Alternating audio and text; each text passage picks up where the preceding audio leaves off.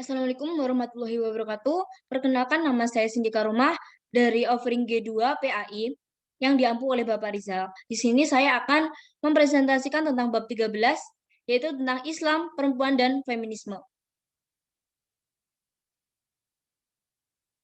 Kompetensi dasar pada bab ini adalah setelah mengikuti perkuliahan ini, mahasiswa diharapkan dapat memahami konsep feminisme dan pandangan Islam tentang perempuan dan feminisme.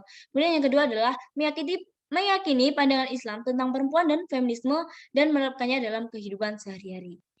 Yang akan dibahas pada bab 13 ini adalah tentang konsep tentang perempuan, sejarah dan ragam feminisme, pandangan Islam terhadap feminisme, dan kritik terhadap feminisme. Konsep Islam tentang feminisme. Yang pertama, ada pemulihan Islam terhadap perempuan, dan yang kedua adalah menyikapi ayat dan hadis misoginis. Islam adalah agama yang menempatkan perempuan sebagai makhluk yang sama dengan laki-laki dalam hakikat kemanusiaannya. Islam memandang perempuan sebagai makhluk yang mulia dan terhormat. Dalam pemulihan Islam terhadap perempuan ini akan dibahas beberapa hal. Yang pertama adalah kesamaan kedudukan perempuan dengan laki-laki. Kesamaan perempuan dan laki-laki antara lain adalah bahwa kedua-duanya adalah manusia dengan segala potensinya dan manusia yang bertugas sebagai khalifah di bumi. Kesamaan lain adalah kesamaan dalam melaksanakan hukum serta balasannya kelak di akhirat. Namun dalam beberapa aspek, Islam lebih memuliakan wanita dibandingkan laki-laki. Kemudian yang kedua adalah perbedaan perempuan dan laki-laki. Perbedaannya terletak pada perbedaan biologis dan perbedaan fungsional. Laki-laki sebagai pemberi bibit dan perempuan sebagai penambung bibit di dalam rahim dan kemudian melahirkannya. Wanita diwajibkan menutup semua anggota badannya kecuali wajah dan telapak tangan, sedangkan laki-laki hanya diwajibkan untuk menutup pusar sampai lutut saja.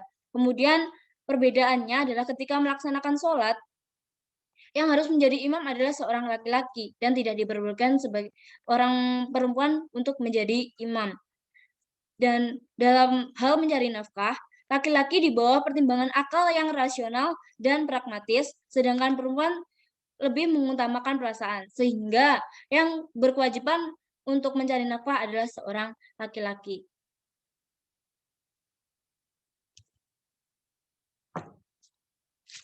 Kemudian yang ketiga adalah hak-hak perempuan. Hak itu meliputi hak politik, hak bekerja, hak belajar, hak berpendapat, hak sipil, dan hak mengajukan perceraian.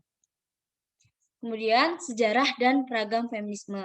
Sejarah feminisme berasal dari bahasa Latin yang berarti perempuan. Gerakan ini muncul di Barat karena orang-orang Barat sangat merendahkan kaum perempuan hingga pada akhirnya seorang aktivis sosialis utopis Charles Fourier memperkenalkan kata feminisme sebagai gerakan sosial dengan tujuan yang jelas, yaitu menyamakan kedudukan perempuan.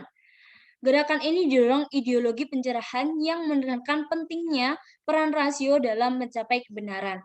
Dengan latar belakang itu, di Eropa berkembang gerakan ini untuk menaikkan derajat perempuan. Gerakan ini berkembang setelah adanya revolusi sosial dan politik di Amerika Serikat. Kemudian ragam feminisme. Dalam ragam feminisme ini ada beberapa aliran. Yang pertama adalah aliran liberal, yaitu aliran yang menuntut untuk diberikan kesempatan yang sama antara laki-laki dan perempuan untuk memperbaiki nasibnya. Kemudian ada feminisme marxis, yaitu yang menganggap bahwa sumber ketertindasan kaum perempuan itu terletak pada sistem produksi dalam keluarganya, yaitu yang mencari nafkah adalah seorang laki-laki sehingga perempuan direndahkan dalam keluarga tersebut. Kemudian yang ketiga ada feminisme radikal, yaitu menganggap bahwa penindasan yang terjadi pada perempuan disebabkan karena fisik perempuan yang lemah, yaitu perempuan harus menopause, harus hamil, harus menyusui, dan lain sebagainya. Kemudian yang keempat adalah feminisme sosial. Kemudian pandangan Islam terhadap feminisme.